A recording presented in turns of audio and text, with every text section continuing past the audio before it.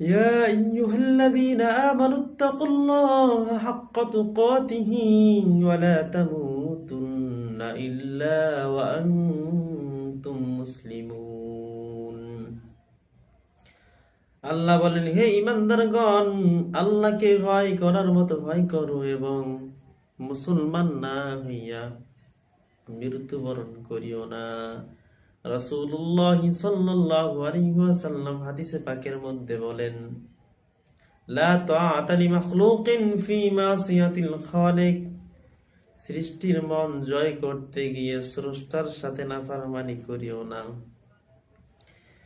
কিন্তু একদল আউল ফাউল নাস্তিকের বাচ্চা বাংলার জমিনে বৈশা আল্লাহকে, আল্লাহর রাসূলকে গালি দেয়।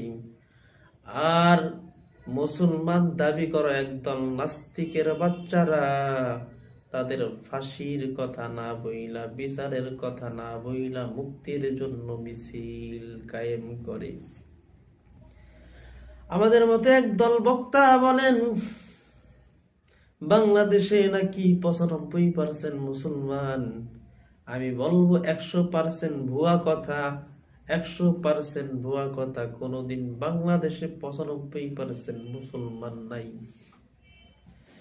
যদি থাকতো আল্লাহ তাআলা বলতেন না, ওয়ালা তামুতুন্না ইল্লা ওয়া আনতুম মুসলিমুন, তোমরা মুসলমান না হইয়া কবরে যাইও না।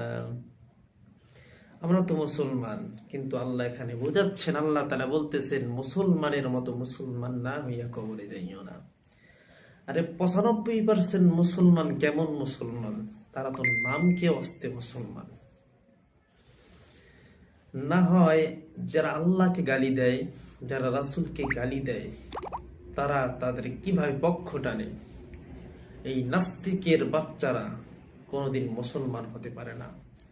এদের বাপ, এদের দাদা, এদের রক্তের মধ্যে নাস্তিকের ঘেরান পাওয়া যায়।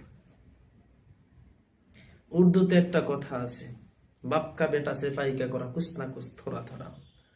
তোর বাপ যদি ভালো হইতো, তোদের মা যদি ভালো হইতো, দাদারা যদি ভালো হইতো, কোনদিন আল্লাহকে গালি দেওয়া ব্যক্তির সাপোর্ট টানতে পারতি না।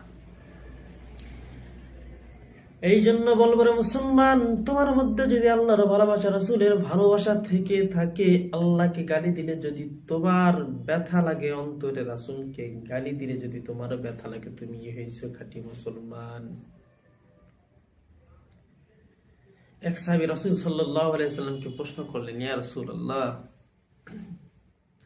আমি যে মুমিন এটা